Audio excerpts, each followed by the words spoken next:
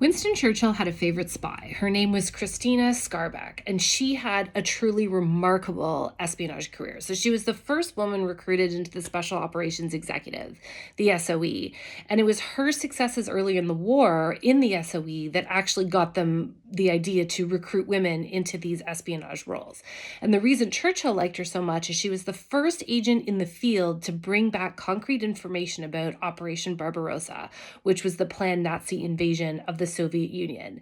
And her career in the SOE, okay, there were some downtimes, but I mean, her career in the SOE just reads like a movie. I mean, she's like skiing over mountains to bring propaganda into Poland and get information out. And she's running networks, and she ran huge networks in the south of France and really helped pave the way for the Allies to come up into southern France and join the rest of the invasion of the continent.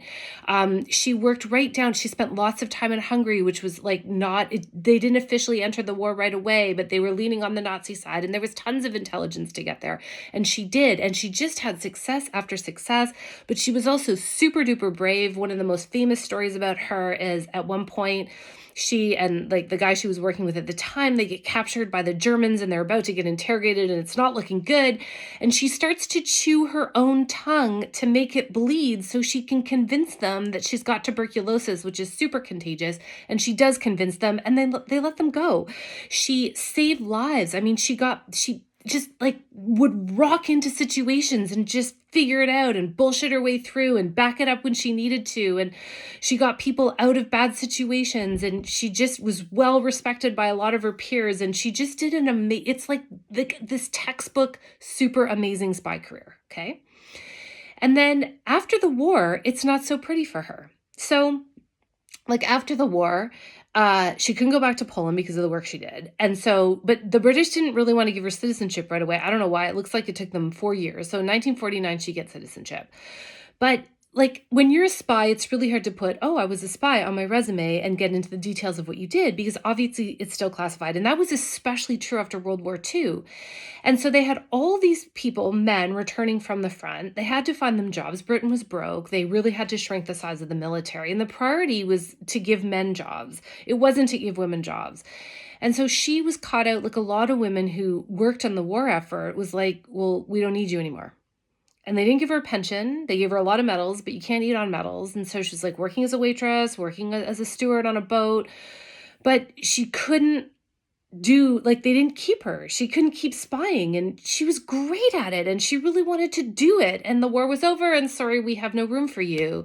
And I remember too reading about the women who worked at Bletchley Park and who contributed a huge amount of analysis to the signals intelligence effort, the stuff coming off Enigma, the decryption, all that mathematical analysis. And they did this amazing work during World War II, and they wanted to keep doing it. And they could have done and moved into like academic areas where they could still use those skills, but they couldn't talk about it. It had to stay classified forever. I mean, there are stories of people like showing up at Bletchley reunions in the 90s and having no knowledge that their friends or their partner had worked there because nobody could ever talk about it.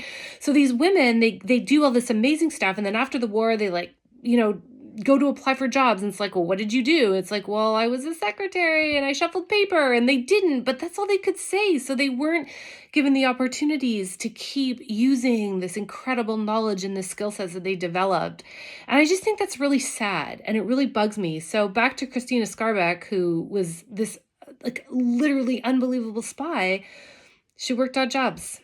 And then she gets murdered in 1952, which the circumstances of that sound really shady, but I didn't find anything really more concrete except they caught the guy and they hanged him. That was it.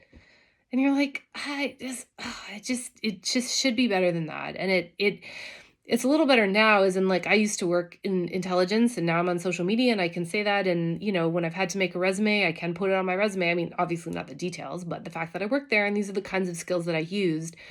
But it was really, really sad after World War II how many amazing women contributed to that war effort and were completely sidelined afterwards. And I don't know if that was the takeaway I was supposed to get from Christina Skarbek's story, but that's what I took from it. And so if you have any questions or comments, other stories like this, I'd love to hear them. Otherwise, I hope everyone's doing fantastic.